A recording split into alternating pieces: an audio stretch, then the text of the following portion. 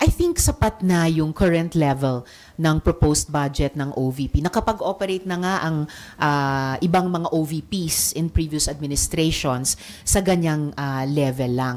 At hindi ko na binago pa yung lumabas sa House version na may mga pondo sa propose sa programa ng OVP na mukhang repetition ng mga existing programs ng ibang mga department na bagamat dun inilagak, pero kumbaga parang anong tawag doon, naka-target, ano yung term na yon?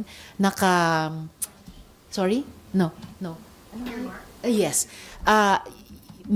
Bagamat may mga amounts mula sa budget ng OVP na inilagak dun sa mga department na may parehong-parehong programa, pero naka-earmark naman para sa beneficiary identification ng OVP pa rin.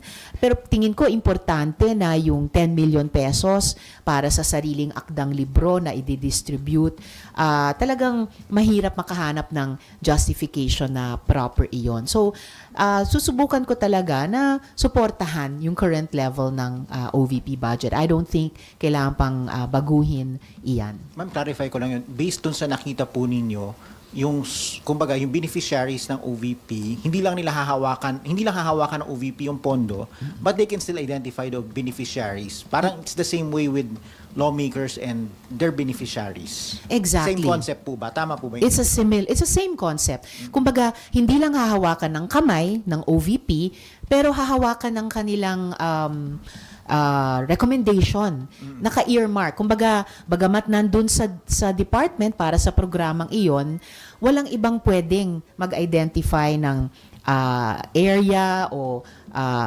kung partner LGU ba yan, at ang LGU mag-identify ng beneficiaries, kundi ng OVP. So, kumbaga, mahahawakan pa rin niya in principle.